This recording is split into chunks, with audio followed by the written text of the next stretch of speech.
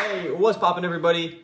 Just barely missed a sweep on our Thursday night football slip. The lock of the day, Cortland Sutton had a massive, weird catch. The ball wasn't intended to be thrown his way, but then he ran over a ref and went up and got it. It worked out. Cortland Sutton ended up going over for the lock of the day. Michael Pittman Jr., while he got close, he got really close, ended up not going over for us, so he did go under, even though I had a lot of people questioning the under on that one. Also had just as many people question the under on Matt Ryan. He did end up going over, though, thanks to the Broncos choking and making that game go to overtime.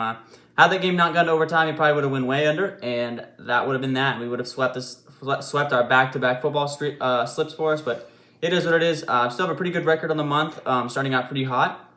And then I'm gonna do Saturday. I'm gonna make a video today on Saturday for tomorrow's picks on Sunday, so that way they're out there on the internet for a little bit longer, so you guys can see. But that was the recap from Thursday, so let's get into today.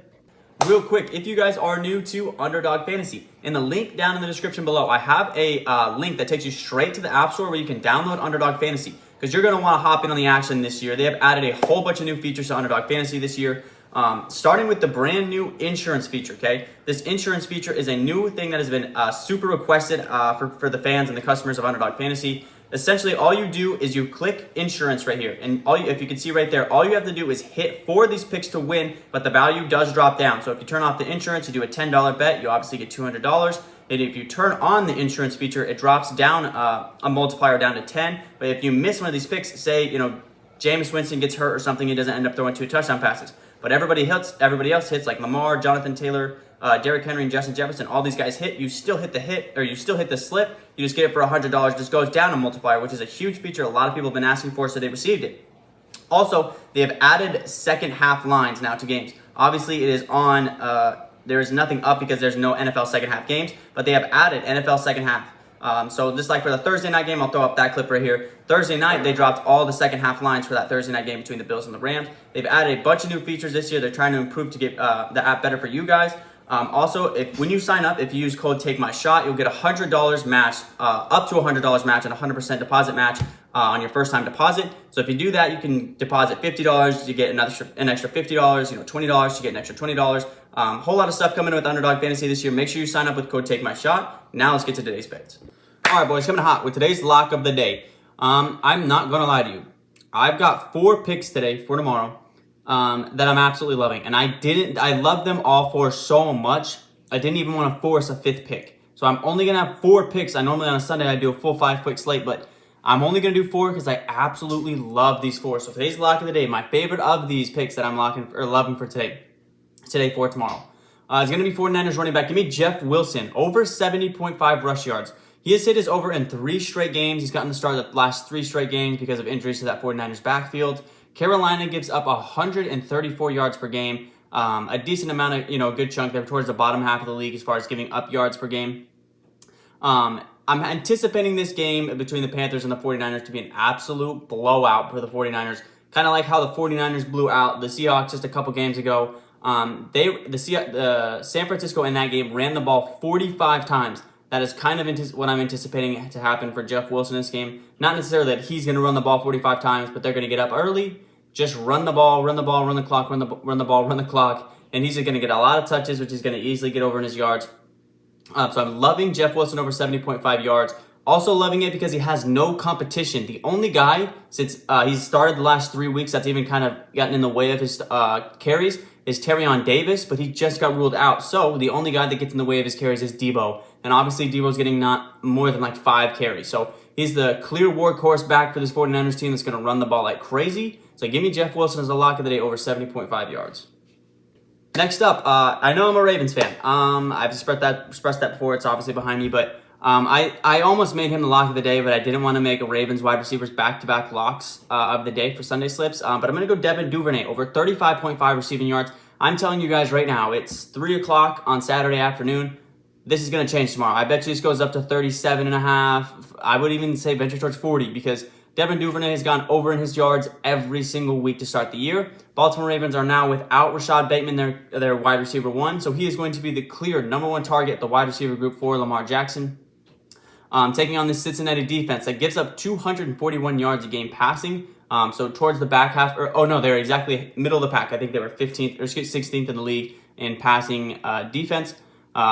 He will be Lamar's number one option, like I was saying. With Rashad Bateman out, Rashad Bateman was getting the majority of the targets as far as wide receivers go, but even Devin Duvernay as wide receiver 2 was getting a lot of targets with Lamar Jackson throwing the ball a lot his way. Also, I'm anticipating this to be a huge revenge game for the Ravens. Last year, the Bengals were up like 30, 40 points on the Ravens, and they were still throwing the ball like crazy all the way up until their last drive of the game.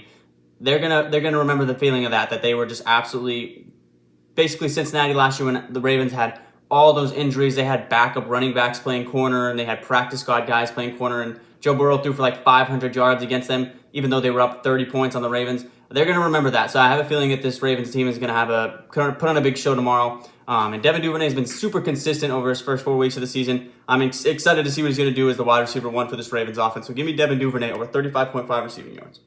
All right, our only under the week is actually still going to be coming from that San Francisco-Carolina game. Give me Baker Mayfield under 193.5 yards passing. This San Francisco defense only gives up 186 yards a week. In their four weeks that they've played so far, Matthew Stafford has been the best guy they've played to this point. He threw for 254 on them. Then Russ threw for 184, Geno threw for 197, and Justin threw for 121. So obviously they played Justin and Geno, 2 pretty bad quarterbacks. But Baker Mayfield right now has literally had the worst four-game starts, the worst month to start a season by a quarterback in NFL history. He has the worst QBR in NFL history through the first 4 weeks of the season. And he's taking on the San Francisco defense that also is second in the NFL in sacks.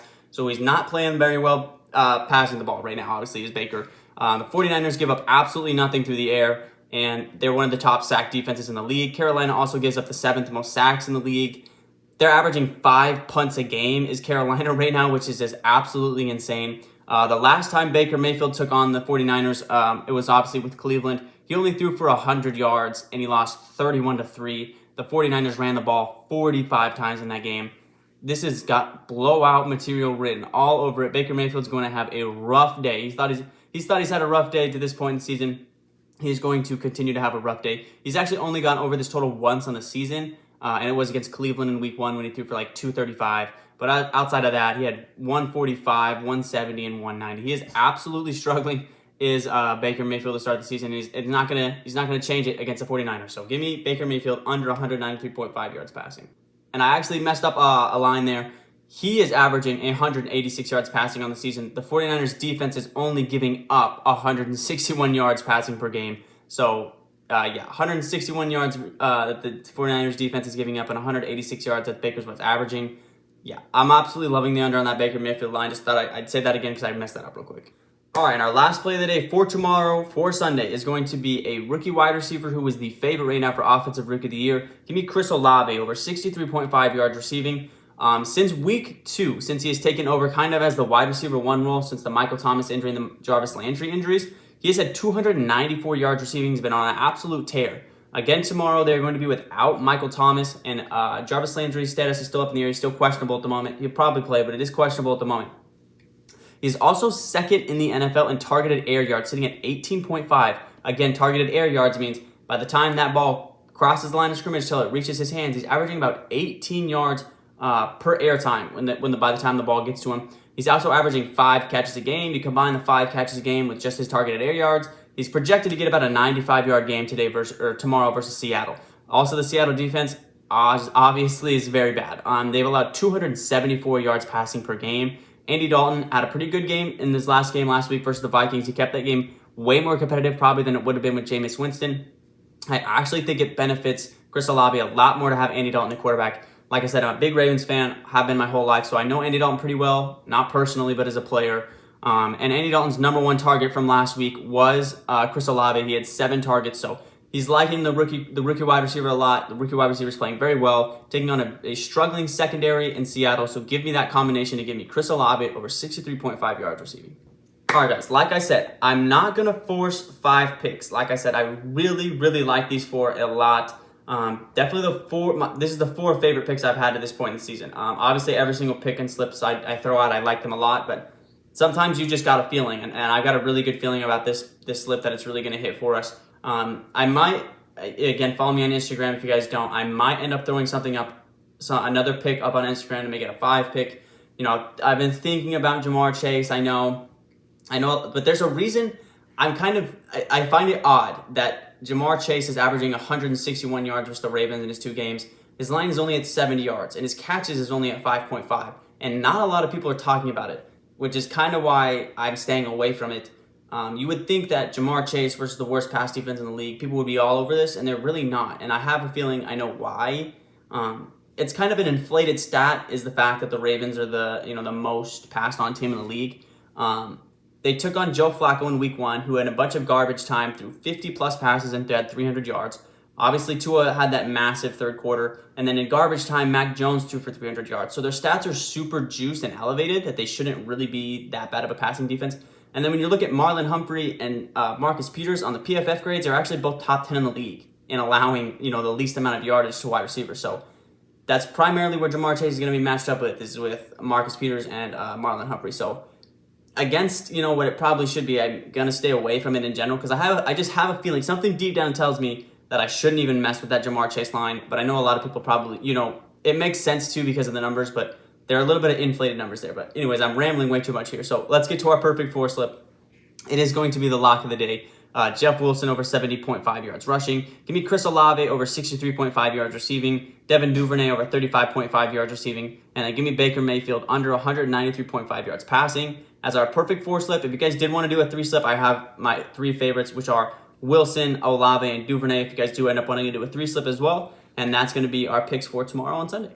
All right, guys, with that being said, sorry for the little ramble I just did there, but there are there are other picks that are good, like I said, like the Jamar Chase pick and stuff like that. And I even thought about, Josh Allen's touchdowns. Tyreek Hill and Jalen Waddle probably going to have a pretty good game versus that Jets defense. But, I really love these 4, and sometimes it's just best not to force another pick in there. So with that being said, guys, I will catch you probably Monday for the Monday Night Football game. So I will catch you guys Monday. Peace.